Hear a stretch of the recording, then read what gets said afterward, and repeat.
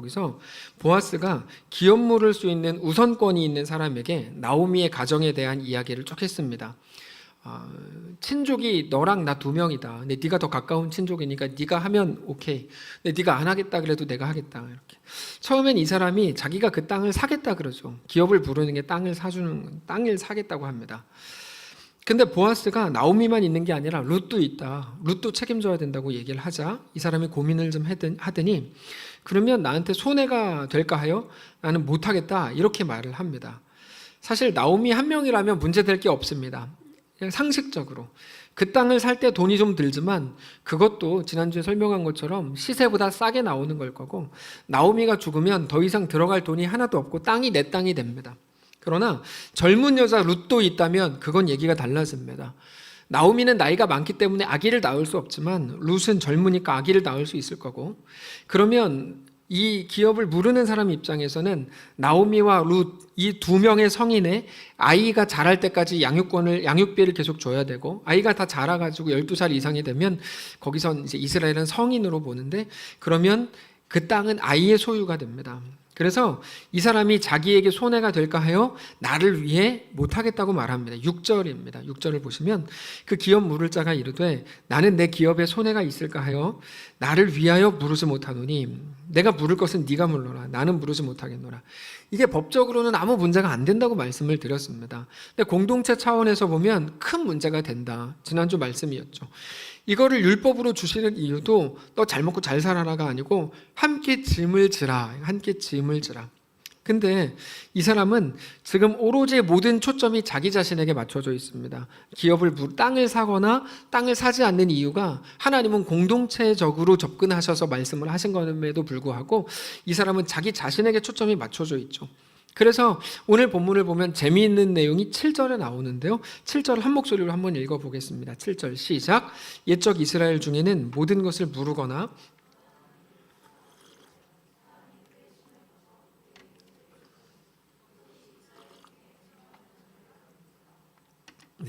기업 무르기를 포기한 이 사람이 스스로 신을 벗었다는 게 참 웃기는 내용입니다. 자, 기업 무르기를 포기한 사람에게 신발을 벗기라. 이게 지난주에 우리가 잠깐 인용했던 신명기 25장이었죠. 근데 이 사람은 신을 벗습니다. 왜 신발을 벗을까요? 율법이니까 신발을 벗은 거예요. 근데 우리가 지난주에 나눈 것처럼 신발을 하나님이 벗기라고 하시는데 그런 걸 거부할 때 왜 벗기라 그럽니까? 수치를 주려고. 심지어 그 얼굴에 계대 결혼을 거부하면 침을 뱉으라 이렇게까지 읽었잖아요. 수치심을 주라고 하는 이유는 뭡니까? 못된 놈이니까? 아니요. 그렇게까지 해서 함께 짐을 지는 거, 짐을 함께 지는 게 그렇게 중요한 문제라서 그렇습니다. 그렇게 중요한 거라서. 근데 이 사람은 그 율법은 행해요. 그러니까 내가 기업 무르지 못하게 했을 때 신을 벗는 율법은 행하는데 그 속에는 어떤 수치심도 없고 어떤 부끄러움도 없습니다. 그냥 자기가 자기 신발을 벗어요. 한마디로 율법은 행하는데 그것을 주신 하나님의 마음과 하나님의 의도는 하나도 그 마음에 없더라는 것이죠. 그래서 이 사람이 스스로 신발을 벗었다는 부분에서 기가 막히는 겁니다. 진짜 정말 자기가 손해가 겁이 나고 손해가 무서워서 못하겠으면 포기할 수 있죠. 포기할 수 있습니다. 그러면 대신 잘 생각해 보십시오. 하나님이 포기하는 자에게 어떻게 하라고요? 신발을 벗기라 그랬잖아요. 그 이유가 있는 거잖아요. 그럼 자기가 못하겠어서 포기하겠대요. 그럴 수 있어요. 대신 그럴 거면 후회를 하고 가슴을 치면서 울면서 나 못하겠다 해야 되는 거 아니에요? 그게 정상이죠. 그게 정상입니다. 그래서 사실 신명기 25장을 보면 스스로 신발을 벗는 게 아니라 누군가가 신발을 벗기는 겁니다. 뺏으라는 거죠. 너 같이 가기 싫어? 그럴 거면 신발도 벗지 마 이런 말이겠죠. 이 길을 너 혼자 잘 먹고 잘 살면서 혼자 5,000인분 먹으면서 가라고 신발 신는 거 아니야. 그럴 거면 벗어. 이게 맞는 거거든요. 근데 그게 수치인지도 모르고 그냥 나한테 손해가 될까요? 하지 않겠다. 그리고 혼자 앉아가지고 신발 벗고 있는 이 모습이 참 웃기기도 하고 안타깝기도 한 것이죠. 형식은 남아있는데 사실은 그 정신은 하나도 없는 겁니다. 형식이 자기를 안전하게 지켜줄 거라고 생각하는 거죠. 내가 이렇게 했으니까 난 율법대로 행했어. 괜찮을 거야.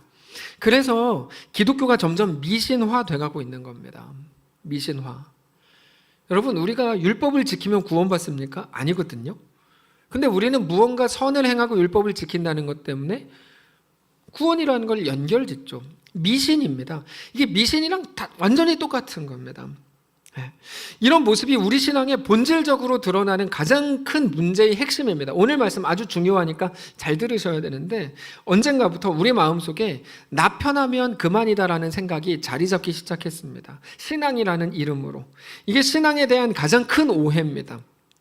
내가 신앙생활 잘해서 내가 복받고 내가 천국 가면 그만이다, 이런 생각을 가지고 있는 겁니다. 그래서 언젠가부터 우리 모든 기도의 내용들이 그렇게 정해졌습니다. 예를 들어서 우리가 하나같이 기도하는 내용이 코로나 없애주십시오죠. 하나님께서 코로나 없애주시고 종식시켜 주시면 우리는 예전처럼 다시 모여서 행복하게 예배하고 영광스럽게 찬양하고 성도의 교제를 나누고 싶은 겁니다. 너무 좋은 기도고 훌륭한 기도가 맞습니다. 근데 만일에 코로나를 없애달라고 하는 이유가 우리가 사는 이 땅에서 내가 더 이상 고민할 것 없고 힘들어할 것 없는 것이 목표라면, 코로나 때문에 힘들어 죽겠는데 코로나 없어져가지고 힘들지 않은 것이 내 기도의 목표라면, 우리가 사는 이 세상에서 늘 평화롭고 자유롭게 마치 천국에서 그렇게 될 것처럼 이 땅에서도 그렇게 사는 게 목표라면 그거는 철저히 잘못하시는 기도입니다. 완전히 잘못 기도하시는 겁니다. 성경을 통해서 계속 말씀하시는, 약속하시는 하나님의 말씀을 보면 우리를 향한 하나님의 마음이 어떤 건지 우리가 정확히 알 수 있는데, 우리를 향한 하나님의 목표는 우리가 이 땅에서 그리스도인이라는 이름으로 걱정할 것 없이 평화롭고 안심하게 사는 게 절대로 아닙니다. 우리에게 대한 하나님의 목적 중에 그거는 아예 없는 내용입니다. 없는 내용이에요. 이 땅에서 잘 먹고 잘 사는 게 하나님의 뜻이 아닙니다. 저는 이렇게 얘기하는 게 정말 제일 듣기 싫어요. 하나님의 뜻이 우리가 이 땅에서 잘 먹고 잘 사는 거 아닙니까? 라고 대놓고 말하는 사람들이 있는데 제일 듣기 싫어요. 바늘을 넣자, 바늘과 실, 저 입을 꼬매야 되는데, 이 생각을 항상 해가지고, 아니면 스탬플러라도 갖고 오라고 이렇게. 여러분, 이 땅에서 잘 먹고 잘 사는 게 하나님의 뜻이라면 우리가 이 땅에 살 이유가 없어요. 하늘나라 가면 되죠. 그게 제일 편한데요. 성경을 보면 우리 인생이 화살이 지나가는 것처럼 짧고 안개와 같이 잠시 잠깐의 인생이라고 계속 강조하십니다. 그 짧은 인생, 이 짧은 이 땅에서의 시간들 속에서 하나님은 우리에게 무엇을 만들어내시려고 우리를 살게 하시는 걸까요? 조금만 생각을 해보면 쉽게 알 수 있습니다. 조금만 생각을 해보면 하나님은 우리의 삶을 통해서 온전한 하나님의 백성이 되는 것을 약속하십니다. 맞습니까? 맞죠. 그게 하나님의 목적입니다. 근데 우리 삶에 일어나는 모든 사건과 모든 상황을 통해서 그것을 만들어내겠다고 하시는 게 하나님의 약속이에요. 그러니까 내가 오늘 겪는 모든 길과 모든 상황과 모든 사건들을 통해 하나님은 우리를 얻으시겠다는 거죠. 우리가 이 땅에서 고민 없이 걱정할 것 없이 사는 게 하나님의 목적이라고요? 절대 그렇지 않습니다. 우리의 인생이 그 기간과 그 과정인데, 그럼에도 우리는 나 편하면 그만이다라고 여전히 생각하고 그거를 소원하고 그거를 기도하고 있다 그러면, 여러분, 하나님이 우리를 꾸짖는 지점이 바로 그 지점입니다. 너 왜 그러냐 이거, 너 왜 그렇게 사냐 이거죠. 그러면 이렇게 생각하실 겁니다. 아이, 뭐가 그게 틀립니까? 안심을 갖겠다는데 왜 나쁩니까? 라고 반문하고 싶으시죠. 이건 정치적인 단어가 아닙니다. 반문하고 싶으시죠. 여러분, 그래서 예수님이 우리한테 이렇게 말씀을 하세요. 마태복음 7장입니다. 마태복음 7장 15절. 여기 보면 놀라운 말씀이 있습니다. 마태복음 7장 15절. 거짓 선지자들을 삼가라. 양의 옷을 입고 너희에게 나오지만 속에는 노략질하는 일이라. 여러분, 많은 사람들이 제일 많이 오해하고 잘못 푸는 구절 중에 하나가 바로 이 구절입니다. 마태복음 7장 15절 잘 들으십시오. 사람들은 양의 옷을 입고 노략질하는 늑대라고 할 때 도덕적인 거를 생각합니다. 도덕적인 거. 그래서 어떤 사람이 그렇게 거짓말을 한다, 가면을 쓰고 산다, 이런 식으로. 겉으로는 그렇게 착하게 다가와가지고 뒤에서 전문 용어로 호박색 깐다 이런 의미로 이거를 이렇게 이제 해석을 합니다. 근데 그렇지 않습니다. 예수님께서 말씀하신 양의 옷을 입은 이리와 같은 선지자, 거짓 선지자는 뭐냐면 이런 도덕적인 관점에서의 말씀이 아니고 우리를 좋은 말로 안심시키는 모든 것을 말합니다. 좋은 말로 안심시키는 모든 것. 우리를 안심시키고 걱정할 게 없게 만들어가지고 안심하게 하는데, 그것에 속으면 어떻게 되냐면 하나님의 우리에게 대한 도전, 우리 인생에 대한 하나님의 목적과 그 뜻을 다 무너뜨리고 없애버리게 되는 거죠. 하나님의 일에 절대로 동참할 수가 없게 돼요. 여기 속으면. 그래서 거짓 선지자예요. 그래서 그 끝에는 절대로 좋은 열매를 맺을 수가 없어요. 반드시 못된 열매를 맺게 돼요. 그래서 16절에 보면 거짓 선지자 판별법이 나옵니다. 16절. 그들의 열매로 그들을 알지니 가시나무에서 포도를 또는 엉겅퀴에서 무화과를 따겠느냐. 이와 같이 좋은 나무마다 아름다운 열매를 맺고 못된 나무가 나쁜 열매를 맺나니 좋은 나무가 나쁜 열매를 맺을 수 없고 못된 나무가 아름다운 열매를 맺을 수 없느니라. 아름다운 열매를 맺지 않는 나무마다 찍혀 불에 던져지느니라. 이러므로 그들의 열매로 그들을 알리라. 이렇게 말하죠. 뒤에 거를 빼놓고 15절만 해석을 하려면 그 사람이 뭐 좋은 사람인 줄 알았는데 알고 보니까 뭐 나쁜 놈이었다. 이게 말이 되는데 20절까지 가보면 그게 얼마나 허무맹랑한 해석이었는지 쉽게 나옵니다. 이거는 그게 아니라 어떤 한 사람에 대한 도덕적인 관점에서의 접근이 아니고 철저히 사실은 상황에 대한 말입니다. 무슨 말이냐면 이거죠. 나무를 보면 그들의 열매로 그들을 알게 된다. 가시에서 어떻게 포도를 따냐? 엉겅퀴에서 무화과를 어떻게 따냐? 나쁜 나무에서 어떻게 좋은 열매를 따냐? 무슨 말입니까? 당장 좋아 보이고 안정적으로 보이는 것들이 우리는 좋은 나무인 줄 알아요. 그게 좋은 나무인 줄 알고 그거를 구해요. 좋은 나무를 주십시오. 좋은 나무를 주십시오. 근데 그런 것들은 절대로 우리 삶을 정말 존귀하고 거룩하게 만들지 못하는 겁니다. 이거를 뭐라고 말씀하시죠? 좁은 길과 넓은 길을 가지고 대조하시거든요. 넓은 길이 좋은 나무인 줄 알아요. 거기에서 좋은 열매가 죽었다 깨나도 안 맺힌다는 거예요. 좁은 문으로 가라. 좁은 길로 가라. 거기에 영원한 생명이 있다 말씀을 하시잖아요. 같은 말입니다. 당장 좋아 보이고 안정적인 것들이 우리의 삶을 존귀하고 거룩하게 만드는 줄 아냐? 죽었다 깨나도 그거는 못 그런다. 왜요? 그건 나쁜 나무거든요. 반대로 우리가 살아가는 모든 삶의 현실이 험악할지라도 그 속에서 놀라운 열매를 만들어낼 것을 보고 믿으라는 거죠. 믿으라는 거예요. 말씀을 통해서 하나님의 약속을 붙들고 확인해라. 우리의 안심이 여러분 우리로 하여금 훈련받지 못하게 하고 원하는 대로 막 다 돼가지고 자라나지 못하게 하고 하나님이 원하시는 열매를 절대로 맺을 수 없게 되는데 세상은 그거를 꿈꾸게 한다는 거야. 그래서 거짓 선지자인 거야.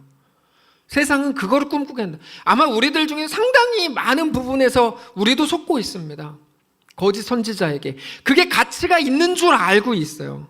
그게 마치 우리에게 최고의 나무인 것처럼 최고의 가치인 것처럼 말한다는 거예요. 그래서 그게 거짓 선지자라는 겁니다. 당장은 좋아 보이나 하나님이 요구하시고 원하시는 열매를 절대 맺을 수가 없습니다. 근데 우리는 매일 그거 구하고 있으니 답답할 노릇입니다.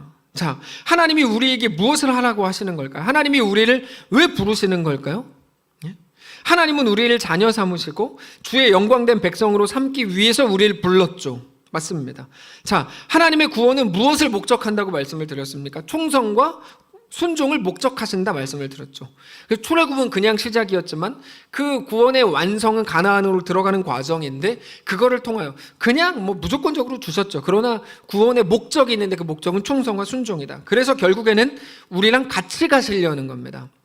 그 동행을 원하시는 거거든요. 정확히 구분을 굳이 하자면 가나안이 목적이 아니고 가나안에 들어갈 믿음이 목적인 거예요.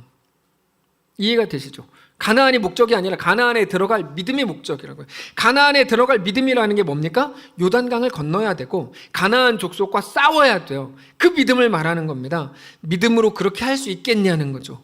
그렇게 할 수 있겠냐. 근데 충성과 순종은 없고 아무런 도전도 없는 매일 실수 안 하고 잘못 안 하고 신앙생활 잘해가지고 결국에 어려울 것 없는 고난도 없이 그냥 편하게 사는 게 우리의 목표요? 소원이 됐다는 거예요. 소원이 됐다는 거죠. 나에게 손해가 될까 무서워서 나는 기업을 무르지 못하겠다. 그 모습이 우리의 모습이 된 거죠. 하나님은 도전하시는데요. 야, 너 짐을 같이 져. 너 친족이야. 너한테 기회를 줄게. 짐을 같이 져. 거기다가 내가 뭐라 그래? 나 못하겠어요. 왜? 나한테 손해가 될까 해요. 아무 어려움도 없는 게 꿈이 목표가 되는 거죠. 그래서 심지어 죄를 안 지으려고 하는 것조차 벌 받을까 봐, 혼날까 봐 편하게 살려고. 이게 참 가슴 아픈 현실인 겁니다. 왜요? 성경 내내 하나님이 우리에게 약속하시고 목적하신 바를 전혀 알지 못하는 모습이 구약 성경 내내 그런 형태로 나오기 때문입니다. 그래서 그들은 그때 기도하고 간절히 구하는데 그들은 늘 이 땅에서의 평안을 구하죠. 하나님의 목적은 그 속에 없죠. 그게 오늘 본문에 나오는 기업 모를 자 아무개, 이름도 사라진 신벗김 당한 자의 모습입니다. 바로 그게 그거예요. 이 사람을 한번 보십시오. 율법에서 시키는 거 다 해요. 신발까지 스스로 막 앉아서 벗고 있으니 다 해요. 네가 할 수 없으면, 아니 하기 싫으면 신을 벗기라 그러니 스스로 신발까지 막 벗어요. 율법을 다 하는 것처럼 보이지만 이 사람이 율법의 형식이라도 하는 이유가 뭘까요? 스스로 어려움을 없이 하기 위해서겠죠. 율법을 행하면 하나님이 나를 지켜줄 거야. 이게 미신이라고요. 미신. 이게 신앙이 아니라 미신이라고요. 미신. 나한테서 어려움이 사라지게 해줄 거야. 대표적인 미신 숭배자들이 누구냐면 사무엘상 4장에 나오는 이스라엘 백성들이었습니다. 그 사람들 보면 블레셋과 사무엘상 4장에서 전쟁을 벌입니다. 근데 자꾸 져요. 그래서 그들이 생각해낸 승리의 방법이 뭐냐면 전쟁터로 언약궤를 가져오면 우리가 이길지도 몰라. 언약궤가 우리로 하여금 승리를 갖다 줄지도 몰라. 이 미신이죠, 이게. 이게 미신이죠. 네. 그래서 4장 3절 보여드리겠는데, 백성이 진영으로 돌아오매 이스라엘 장로들이 이르되 여호와께서 어찌하여 우리에게 오늘 블레셋 사람들 앞에 패하게 하셨는고 여호와의 언약궤를 실로에서 우리에게 가져다가 우리 중에 있게 하여 그것으로 우리 원수들의 손에서 구원하게 하자. 완전히 미신이거든요. 완전히 미신이에요, 이거. 무슨 이렇게 하나님을 섬깁니까? 근데 그들은 정말 그랬어요. 그래서 언약궤를 가지고 와요, 실로에서. 언약궤가 들어오는 날 자기들은 이미 승리했다고 막 난리 나면 막 박수치고 막 꽹과를 치고 막 난리 나면 막 노래하고 환호했습니다. 그 소리를 적진 그 블레셋 진영에서도 다 들었습니다. 그래서 블레셋이 큰 두려움에 휩싸입니다. 7절. 블레셋 사람이 두려워하여 이르되 신이 진영에 이르렀도다 하고 또 이르되, 이 사람은 원래 블레셋 사람들은 우상 숭배하는 자들이니까 익숙하죠. 우리에게 화로다. 전날에는 이런 일이 없었도다. 우리에게 화로다. 누가 우리를 이 능한 신들의 손에서 건지리요. 그들은 광야에서 여러 가지 재앙으로 애굽인을 친 신들이니라. 근데 블레셋이 너무 두려우니까 이것 때문에 더 하나로 똘똘 뭉쳐가지고 이스라엘과 싸웠는데 이겼습니다. 블레셋이. 언약궤가 있는데도 블레셋이 이겼어요. 이번에는 블레셋이 이길 뿐 아니라 언약궤까지 뺏었어요. 네. 그리고 이스라엘의 사사였던 엘리 제사장의 두 아들 홈니와 비느하스도 이때 죽습니다. 그래서 엘리는 이스라엘의 그 블레셋과의 전쟁에서 졌고 두 아들은 죽었고 하나님의 언약궤까지 뺏겼다는 소식을 들었을 때 의자에 앉아 있었는데, 이분이 90이 넘은 할아버지거든요. 굉장히 뚱뚱한 분이셨어요. 저는 못 봤어요. 성경에 써 있어요. 굉장히 뚱뚱한 분이셨는데 의자가 뒤로 넘어가면서 목이 부러져 죽었습니다. 엘리 제사장이. 그때 엘리의 아들 비느하스의 아내가 임신 막달이었는데, 진짜 다 제가 진짜만 말씀드리는 거예요. 임신 막달이었는데 시아버지도 죽고 남편 죽고 전쟁에서 졌다는 소식을 듣고 너무 충격을 받으니까 얘가 갑자기 막 태동이 시작하더니 그냥 쑥 나와버렸어요. 아기를 그냥 쑥 낳았어요. 그래가지고 얘 이름을 뭐라고 집니까? 이가봇이라고 지죠. 이씨였나 봐요. 이가봇이라고 하여튼 졌어요. 하나님의 영광이 이스라엘을 떠났다, 이런 뜻입니다. 21절을 보시면 이르기를 영광이 이스라엘에서 떠났다 하고 아이 이름을 이가봇이라 하였으니 하나님의 궤가 빼앗겼고 그의 시아버지와 남편이 죽었기 때문이며, 또 이르기를 22절 하나님의 궤를 빼앗겼으므로 영광이 이스라엘에서 떠났다 하였더라. 자, 잘 보십시오. 그들은 전쟁에서 졌고 사사는 죽었고 제사장 죽었고 언약궤 뺏겼고 하나님의 영광이 떠났다고 말했습니다. 하나님의 영광이 정말 다 사라졌을까요? 그 모든 상황 때문에. 그 후에 놀라운 일이 일어납니다. 블레셋은 자기들이 빼앗은 이스라엘의 언약궤를 블레셋의 신전 다곤 신이 옆에 있는 그 옆에 두었는데, 블레셋 사람들이 다음 날 아침 일찍 가보니까 자기들 신이 옆으로 쓰러져 있었습니다.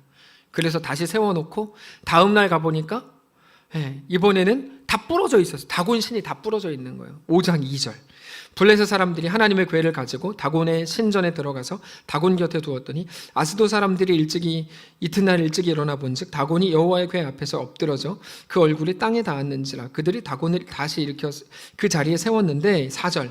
그 이튿날 아침에 일찍이 그들이 일어나 본즉 다곤이 여호와의 궤 앞에서 또다시 엎드러져 얼굴이 땅에 닿았고 그 머리와 두 손목은 끊어져 문지방이 있었고 다곤의 몸뚱이만 남았더라. 그래서 이 사람들이 너무 무서워가지고 회의하는 게 7개월이 걸립니다. 7개월 후에 이스라엘로 다시 언약궤를 돌려보내죠. 돌려보내는 과정도 읽어보시면 되게 재밌게 이제 나옵니다. 자, 하나님의 영광은 그들의 생각과 달랐죠.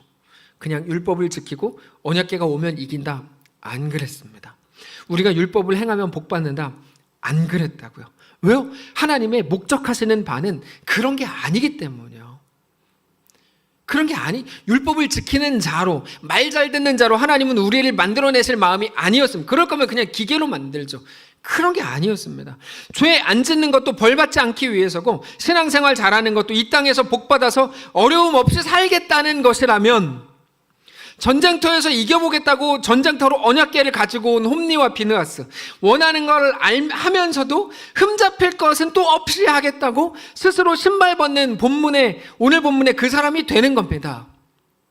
하나님은 오늘 우리로 하여금 이 땅에서 편하고 걱정할 것 없는 인생으로 우리를 목적하시지 않았습니다. 잘 기억하십시오. 그러면 뭐를 목적하셨습니까? 하나님 목적은 뭡니까? 한마디로 쉽게 설명을 해서 우리에게 더 멋있어지라 그러고, 더 훌륭해지라 그러고, 더 영광스러워지라고 하시는 겁니다. 그러니까 보아스의 길이 있고 기업물을 짜, 오늘 실패한 그 자가 있는데 둘의 모습을 보여주는 거예요. 어떤 상황 속에서도 하나님이 도전하시는 그 자리로 가는 것을 통해서 우리는 더 영광스러워질 수 있다. 이게 오늘 본문입니다. 근데 그러려면 우리는 더 적극적으로 두려운 자리, 어쩌면 슬픔을 마주해야 되는 그 자리로 가야만 합니다. 왜요? 그 길밖에 없거든요. 그 길밖에 없거든요. 짐을 지는 게 영광스러운 거예요. 그러니까 짐을 져야죠. 무슨 말인지 이해가 되시겠습니까? 근데 짐을 안 지고도 영광스럽겠다, 그런 건 없다는 거죠. 성경이 말하는 게. 오늘 본문에서 그렇게 하려면 어떻게 해야 됩니까? 손해를 봐야죠. 근데 이 사람은 손해 안 보고도 율법에 흠도 없고 싶고 뭐 이러고 싶으니까 그게 있을 수가 없는 거예요. 그러니까 이름도 삭제가 됐잖아. 이름이 삭제가 됐거든요. 손해를 봐야죠. 그게 주의 말씀하신 마음을 따라서 사는 겁니다. 그러나 그 자발적인 헌신, 그게 멋있는 거고, 그게 하나님의 영광을 찾는 겁니다. 여러분, 근데 자발적인 헌신, 멋있는 거, 하나님의 영광을 찾는 거는 결코 외적인 환경에 영향을 받지 않습니다. 내가 힘든데, 내가 가난한데, 내가 아픈데, 이런 외적인 일에 영향받지 않습니다. 우리 상황이 아무리 좋지 않아도 그런 거에 영향받지 않아요. 그런 것들은 우리가 하나님의 자녀의 영광을 되찾고 그렇게 살아가는 일에 절대로 장애물이나 방해가 되지 않습니다. 오히려 정반대입니다. 제가 이렇게 쭉 보니까요, 정반대입니다. 편안해서 안심하고 사는 게 제일 큰 방해더라고요. 성도들의 삶을 보니까 그분이 괜찮은 분이었는데, 이런 생각이 들 때가 많은 거죠. 저 괜찮았는데 어쩌다 저렇게 후져졌는가. 그것 때문이에요. 그것 때문에 안심할 것 충만하고 걱정할 것 없고 편안하면 제가 보니까 적당히 살더라고요. 적당히. 기도 안 하고 성경도 안 읽고, 원래 안 읽었나? 읽었을 거예요. 근데 성경도 안 읽고 그냥 자랑이나 하고, 이번에 어떤 일이 있었는 줄 알아? 자랑을 걷게 이렇게 해서 어떤 일이 있었는 줄 알아? 우리 애가 그 일이, 자랑이나 하고 모든 거를 적당히 하더라고요. 저분 저렇게 죽어가는구나를 느끼는 거죠. 이 기업물을 짜는 오늘 그 길을 선택한 겁니다. 뭐를 선택해요? 편안함을 선택한 거죠. 그래서 문제가 되는 건데, 우리가 매일 편안함을 선택한다는 거예요. 기도할 때 주님 편안하게 해주십시오, 문제 없게 해주십시오, 고민할 거 없게 해주십시오. 그러니까 하나님이 기도를 들으시면서 늘 고민하실 것 같아요. 저거 어떡하지, 저거 이렇게. 씨는 안 하시겠죠, 하나님은. 저거 어떡하지, 고민을 하시겠죠. 하나님의 도전과 너 기업물을 짜가, 너 자격이 있는데 너 이렇게 짐을 같이 질래라고 한 하나님의 도전과 손해 보지 않은 자기의 편안함 사이에서 하나님의 요구와 자기의 최소 방어전, 딱 이 정도만 해서 벌도 안 받고 죄인이란 소리는 안 듣고 욕은 안 먹고 그러면서 나름대로 이름을 얻는 그 편안함 사이에서 이 사람 뭐를 선택합니까? 편안한 오늘의 안정을 선택하는 거죠. 그들의 죄는 뭘까요? 그게 죄입니다. 잘 들으십시오. 그들을 도둑질했습니까? 아니요. 도둑질한 게 얼마나 큰 죄인가요? 도둑질 하시면 그만하십시오. 그러면 될 일입니다. 도둑질 뭐 잘했다는 게 아니고. 근데 죄는 뭐냐면 예수 없는 거거든요. 편안하게 살려고 작정하는 게 죄입니다. 왜 그렇죠? 모든 도전도 해볼 수 있는 기회도 다 날리는 것이기 때문입니다. 그게 죄입니다. 오늘 본문에서 하나님께서 우리에게 보여주시는 보아스는 그렇지 않습니다. 보아스는 반대되는 선택을 합니다. 9절입니다. 보아스가 장로들과 모든 백성에게 이르되 내가 엘리멜렉과 기럐과 말론에게 있던 모든 것을 나오미의 손에서 산 이래 너희가 오늘 증인이 됐고 10절 또 말론의 아내 모압 여인 룻을 사서 나의 아내로 맞이하고 그 죽은 자의 기업을 그의 이름으로 세워 그의 이름이 그의 형제 중과 그곳 성문에서 끊어지지 아니하게 하며 오늘 너희가 증인이 되었느니라. 여기 10절을 보면 자기가 그걸 얻겠다가 아니라 죽은 자의 기업을 그의 이름으로 세우겠다고 하잖아요. 놀라운 짐을 같이 지는 동참입니다. 보아스는 하나님의 은혜를 담아내는 불편함을 선택하더라. 이거를 보여주는 거예요. 하나님의 은혜를 담아내는 불편함. 성도 여러분 간절히 부탁드립니다. 하나님의 은혜를 담아내는 불편함이 우리의 삶이 되시기를 주님 이름으로 축복합니다. 하나님과의 동행은 그 길밖에 없습니다. 어떻게 알아요? 알아요. 그 길밖에 없습니다. 그게 좁은 길이거든요. 그렇게 거기 있으니까 어떻게 됩니까? 하나님의 도우심을 구하게 되고 하나님은 그와 함께 하실 겁니다. 결국 보아스는 하나님의 의에 참여함으로 주님과 동행하는 길을 선택하는 거죠. 근데 거기에 영광이 있죠. 영광이. 성문에 있는 장로들이 영광스럽게 이렇게 말합니다. 11절 성문에 있는 모든 백성과 장로들이 이르되 우리가 증인이 되나니 여호와께서 내 집에 들어가는 여인으로 이스라엘의 집을 세운 라헬과 레아 두 사람과 같게 하시고 내가 유브라스에서 유력하고 베들레헴에서 유명하게 하시기를 원하고 여호와께서 이 젊은 여자로 말미암아 내게 상속자를 주사 내 집이 다말이 유다에게서 낳은 베레스의 집과 같게 하시기를 원하노라 하니라. 하나님이 하고 싶으신 말이었죠. 놀라운 축복. 나도 힘들어요 이렇게 생각하시죠. 네, 그러므로 우리에게 기회가 주어진 것을 깨달으십시오. 나에게 손해가 있을까 하여 잘 됐습니다. 그때가 기회입니다. 뭐를 생각하시는 겁니까 도대체? 예수를 믿는다는 게 무슨 말이라는지 아직도 모르십니까? 그거는 곤란하죠. 예수를 믿는다는 게 나 힘들어요. 그때가 기회입니다. 세례 요한에게 사람들이 세례를 받으러 왔어요. 회개에 합당한 열매를 맺으라 그래요. 물어봤어요. 어떻게 해야 내가 회개에 합당한 열매를 맺는 겁니까? 요한이 뭐라 그럽니까? 옷 2벌 있는 자는 없는 자에게 주라고 말하죠. 얼마나 비합리적이고 비실용적이지 못한 거예요. 옷 10벌 있는 자가 없는 자한테 줘야죠. 옷 2벌 있는 자는 오늘 입고 빨고 그 다음에는 이제 뭐 건조기가 없었으니까 내일 말릴 때 내일 나는 다른 한 벌 여분의 옷을 입고 그 다음에 이렇게 해야 되는데 옷 2벌 있는 자 보고 없는 자한테 주래요. 이런 말도 안 되는 비실용적인 게 어딨냐고요? 근데 그렇게 하래요. 무슨 말이에요? 기회죠. 기회죠. 짐을 같이 지는 건 그렇게 하는 거죠. 그렇게. 신앙은 합리성이 아닙니다. 주의 일에 참여하는 겁니다. 성도 여러분, 주의 의로우심에 동참하시기를 바랍니다. 주의 의로우심이 뭐라 그랬습니까? 지난주 로마서 3장에서 구원받을 자격이 없는 자를 구원하시는 게 주의 의로우심인데 잘한 자에게 주는 건 상이라고 부르지 은혜라고 부르지 않는다. 주의 은혜로우심에 동참하는 게 주의 의로우심에 동참하는 건데 우리에게 오늘 그거를 요구하는 거죠. 그게 영광스러운 거죠. 근데 그게 예수님입니다. 예수님은 우리를 구원하시기 위해서 우리를 위해 대신 짐을 지기 위해서 그 짐이라는 게 죽음인 걸 알면서도 이 땅에 오셨죠. 그리고 그 길을 걸으셨습니다. 그게 하나님의 의로우심이고 우리에게도 그 의로우심에 참여하라고 말씀하시는 게 성경입니다. 그 의로우심에 동참했던 대표적인 사람이 모세입니다. 모세는 자기 민족이 구원을 얻지 못할 거라면 자기 이름을 생명책에서 지워달라고 말합니다. 출애굽기 32장 32절이죠. 진짜 그러고 싶었던 걸까요? 아니면 하나님께 대드는 걸까요? 같이 짐을 지겠다고 하는 모세의 표현입니다. 그래서 모세는 정말 자기 고백을 따라서 백성들과 함께 가나안에 못 들어가고 광야에서 죽었죠. 그때 한번 설명을 드렸죠. 모세 인생의 가장 영광스러움이 무엇이냐? 가나안에 들어가지 못하고 광야에서 백성과 함께 죽은 거다라고 말씀을 드렸죠. 제가 승질 부리다가 못 들어간 거 아니에요? 그렇지 않고 모세의 가장 영광스러움은 그와 함께한 백성들과 함께 죽은 것, 같이 짐을 진 것, 그때 말씀을 한번 드렸습니다. 그게 바울입니다.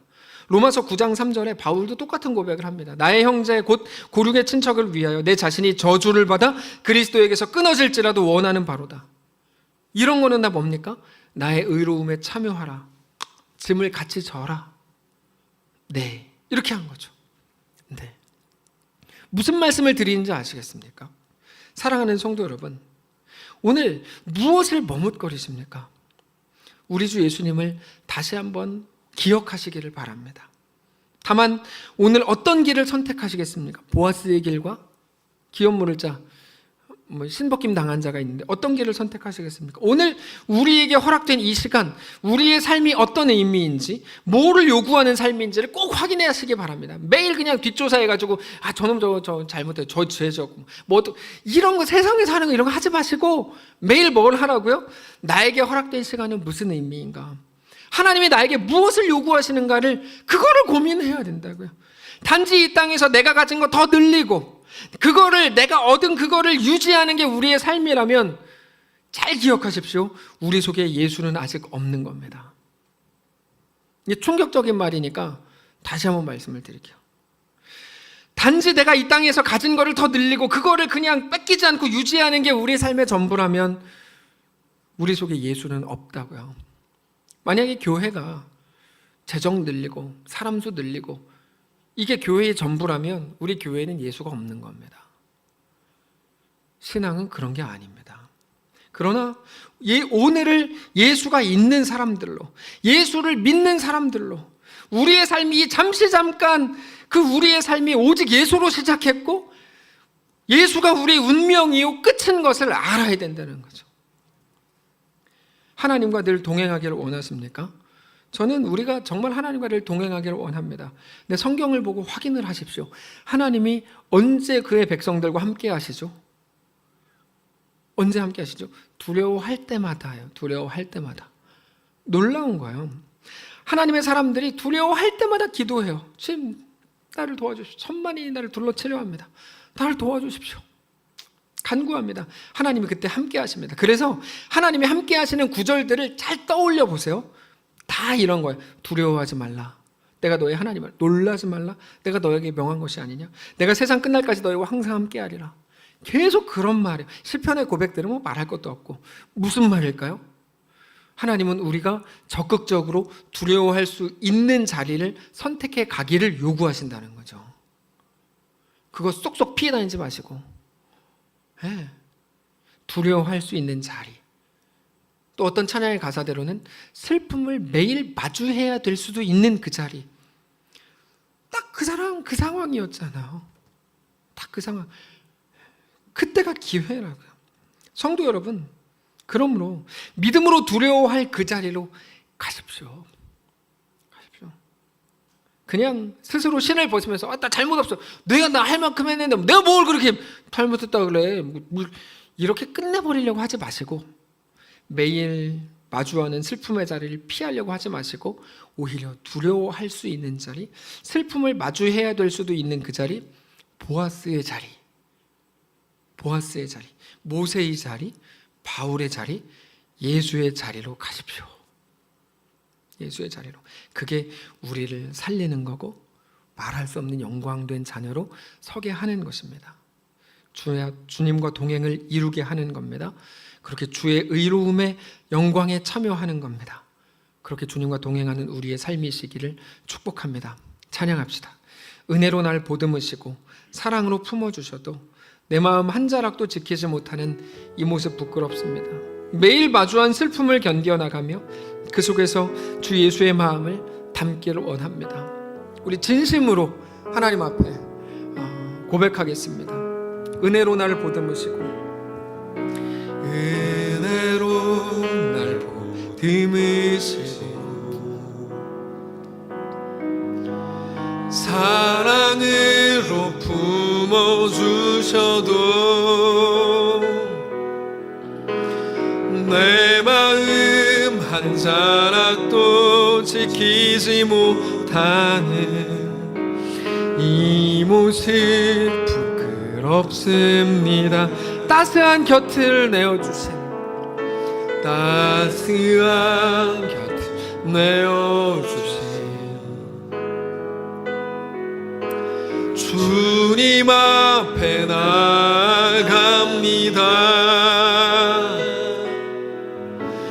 표현 못할 긍휼로 나를 붙드시는 주 이름만 바라봅니다. 매일 마주한 슬픔을 견뎌나가, 매일 적극적으로 그 앞에 서서 슬픔을 견뎌나가며 주 예수의 마음을 닮아가네. 두려운 마음마다 주가 주님 동행하시니 주 의지하며 오늘을 건네.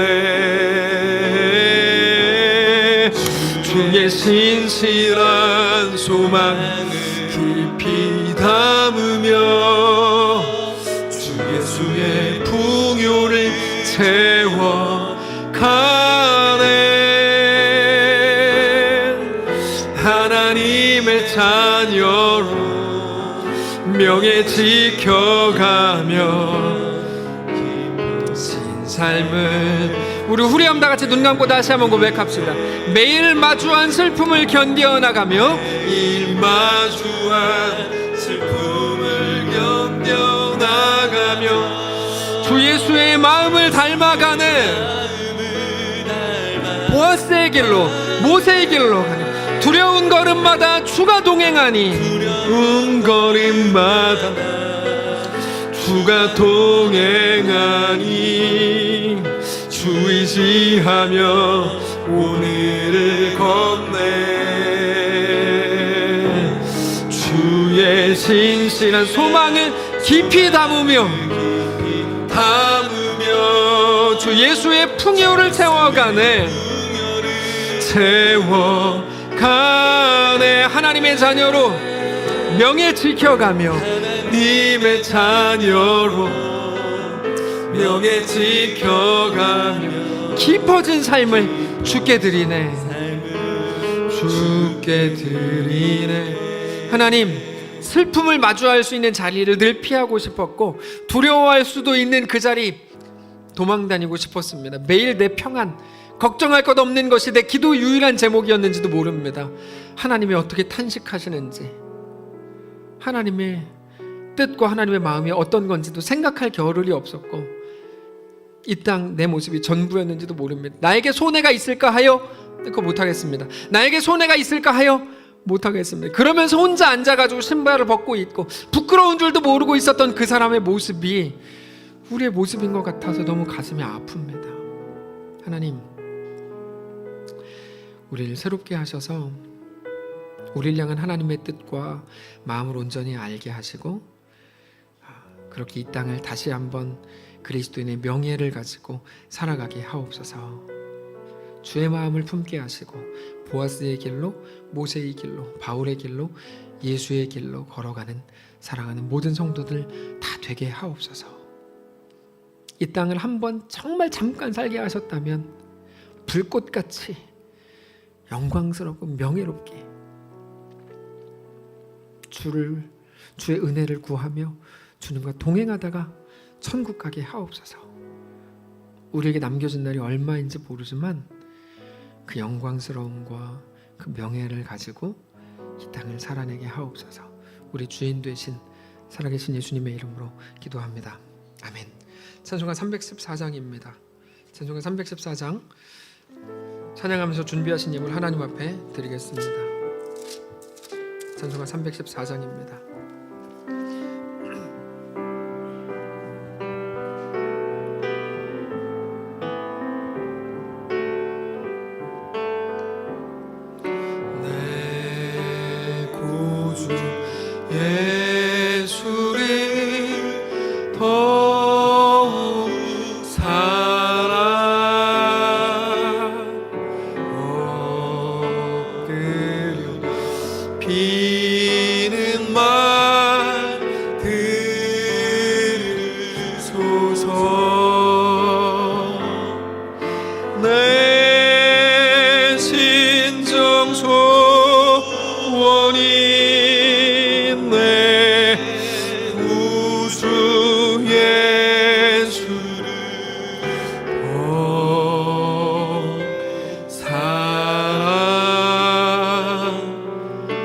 더욱 사랑. 이전에 세상 나 기뻤어도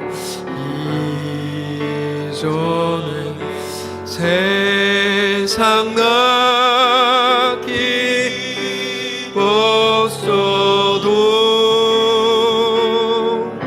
지금 내 기쁨은 오직 예수. 다만 내 비는 말 내 구주의 주를 더 사랑 더욱 사랑. 이 세상 떠날 때 이 세상 떠날 때 찬양하고 숨질 때 하는 말 이것일세. 숨질 때 하는 말이 것일세. 다만 내 비는 말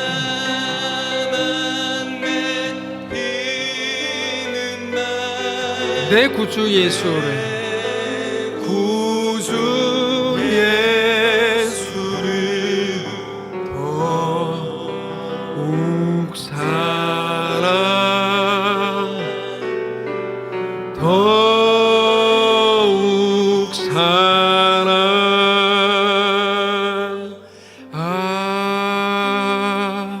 아멘. 하나님, 두려워할 것 없고 슬퍼할 일 없는 세상을 꿈꿔왔던 우리가 부끄럽습니다.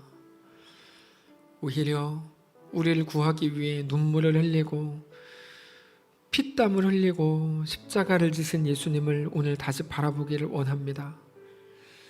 눈물과 피 없는 천국을 소원했던, 그냥 말로 외치는 걸로 끝내버리려고 했던 우리를 용서해 주시고 피땀 흘려 우리를 위해 생명을 주신 예수님의 그 길을 가게 하옵소서. 주님 앞에 10분의 1 드리는 게 무서웠나 봅니다. 하나님께 내 삶을 내어드리는 것조차 우리는 꺼려졌나 봅니다. 고통과 손해와 불편함이 그렇게 무서웠습니다. 죽음을 이기신 예수님을 믿는다고 하면서도 고작 그런 게 두려웠던 우리를 불쌍히 여겨주시고 우리에게 다시 힘을 주시고 충성과 순종을 허락하셔서 우리에게 허락된 모든 시간들 속에 우리 인생을 하나님께 온전히 내어드리는 거룩한 성도들 다 될 수 있도록 인도하여 주옵소서.